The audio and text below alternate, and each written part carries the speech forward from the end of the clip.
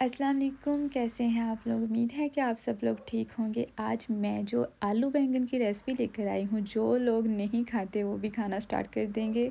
बहुत ही simple recipe है, जिसके लिए सबसे पहले तो हम यहाँ पर ले लेंगे अदरक लहसुन पेस्ट। उसको हमने करना है ब्राउन। जब इसमें से आने लगे प्यारी सी खुशबू, उसके अंदर आप ऐड कर देंगे ऑनियन। लाइट ब्राउन कलर आने तक हम इसकी करेंगे बुनाई। उसके बाद इसके अंदर ऐड करेंगे हम बारीक कट किया हुआ टमाटर।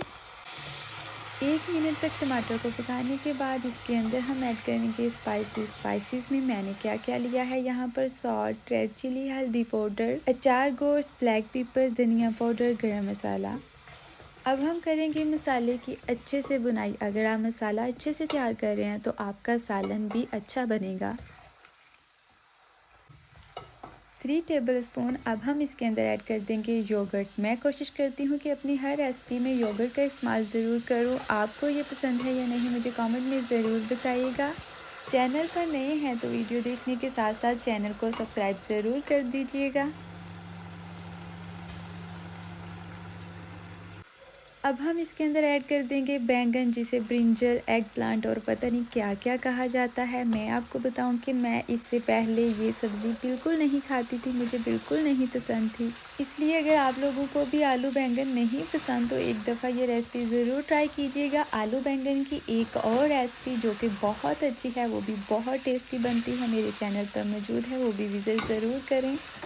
बैंगन को मसाले में अच्छे से मिक्स करने के बाद आप फ्लेम कर देंगे लो और इसको रख देंगे दम पर। दूसरी साइड पर हमने क्या करना है, आलू को हम कर लेंगे फ्राई। जी हाँ, आपने बैंगन के साथ आलू को ऐड नहीं करना। हम आलू को फ्राई करने के बाद बिल्कुल लास्ट पर ऐड करेंगे। जो दूसरी रेसिपी मेरे चैनल पर मौजूद है उसमें आप बैंगन को भी फ्राई करेंगे। बैंगन और आलू को फ्राई करने के बाद हम ग्रेवी, अच्छी सी ग्रेवी रेडी करेंगे और उसके अंदर मिक्स कर देंगे इन दोनों को और आपका बहुत ही अच्छा सा, बहुत ही टेस्टी सा सालन हो जाएगा तैयार। बैंगन जब तैयार होने के बिल्कुल करीब हों तो उसके अंदर हम ऐड कर देंगे फ्राई किए हुए आलू।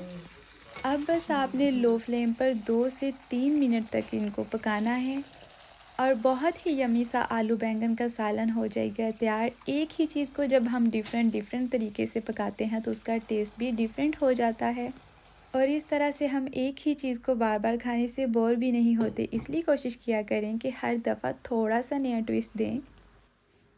आपको मेरी आज की रेसिपी कैसी लगी है मुझे कमेंट्स में ज़रूर बताइएगा। अच्छी लगी है तो लाइक करना बिल्कुल मत भूलिएगा। चैनल पर नए हैं तो चैनल को सब्सक्राइब करके जाइएगा।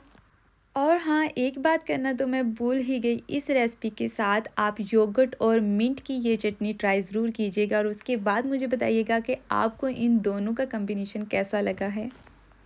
ट्रस्ट मी, अगर आप आलू बैंगन को इस चटनी के साथ खाएंगे तो बहुत मज़ा आएगा। सिंपली आपने योगर्ट के अंदर मिंट का थोड़ा सा पेस्ट बनाकर ऐड कर देना है। अपने टेस्ट के लिहाज से थोड़ा सा उसके अंदर सॉल्ट ऐड कर दें।